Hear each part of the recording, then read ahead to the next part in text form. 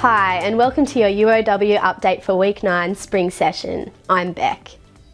Shellharbour has a new mayor and Kelly Marsh is keen to get on with the job of leading.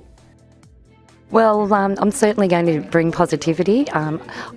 We will be having an open and transparent and honest council, and a council that's there not for our own needs but for the people's needs. Meantime, Wollongong's new look council has met and expectations are high. If you're one of the 30% of Australians who are prone to getting cold sores, perhaps you're not getting enough abalone in your diet. That's according to trials underway at the Illawarra Health and Medical Research Institute. The cold sore study is an abalone-based mouthwash. So it's a byproduct that comes from the abalone shellfish. The protein that's in the abalone itself is shown to improve a person's immune response.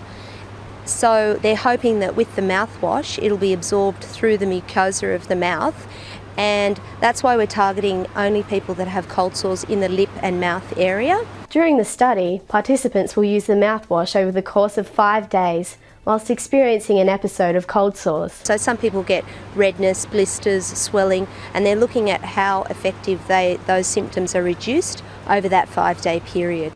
IMRI is recruiting volunteers to take part in the study. By registering your interest in clinical trials, you can become an important part in the health journey, not only for yourself but others in the community as a whole. You can register online or call 4221 4333. Sexual Health Week has again focused attention on prevention. So many young people don't know anything about where to get checked, how much it costs, if it costs anything, which it doesn't. The safe sex message from sexual health advisors familiar yet increasingly important. There's always been a bit of a stigma associated with sex and sexual health and different sexualities in the past, so it's just our role and what we really like to do is to see a community and a society that has a positive message and positive attitude towards sex. The university buys 15% of its energy from renewable sources, but it's not enough, according to the UOW Enviro Collective. This rally is just another way to get students involved and to tell the university, we're here, we care, we really want you to invest more money in renewable energy. Students rallying to urge the university to source more renewable energy. University researchers may soon have good news for children with muscular dystrophy. They hope, after almost a decade of experimenting, muscle and nerve regeneration will be the key to assisting the condition that has no cure. It affects 1 in 3,500 young boys. Duchenne muscular dystrophy is typically diagnosed at age 3 or 4, and following diagnosis it's a muscle wasting disease. So over time the muscles waste and there's a need for the child to use a wheelchair. That's why 23 cyclists rode from Sydney to Canberra last week. The 400-kilometre journey raising not only money but awareness about the condition. The Tour Duchenne aims to raise $100,000 for further research and support for their carers and family members.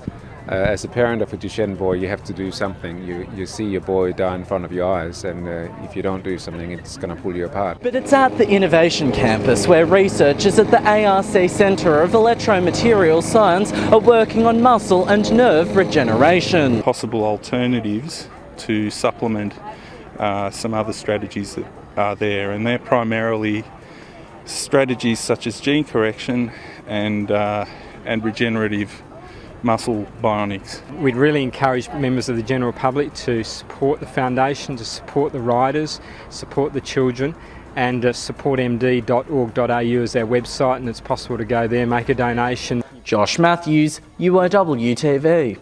A creative arts master's student is combining his love of surfing, design and the environment to create an installation artwork on the sand. Chris Anderson is collecting 1,000 old boards to create a surfboard graveyard on Gary Beach. I've been cutting them up and making different boards just using really basic materials like duct tape, a saw.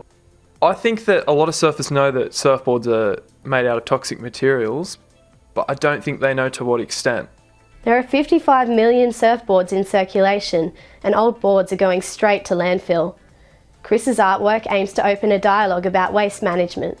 Raising awareness, just how can we improve rather than pointing the finger at people and saying someone's bad. It's more like trying to promote new ways of thinking and fresh conversations on the issue at hand. Chris, clearly enjoying the project. It's just great to be able to use something more than once. It's just a great quality in any product. I've got about 200 and I'm hoping to get 1,000, so it's going to be a big few months. You would be forgiven for thinking we were watching young wallabies at play on the UOW Oval last week. The uni played host to a school's rugby training camp. We actually get to maybe draft guys into Illawarra rugby programs or even Illawarra Academy programs, which are based here at the university. And if the action was any guide, the future of the sport is in good hands.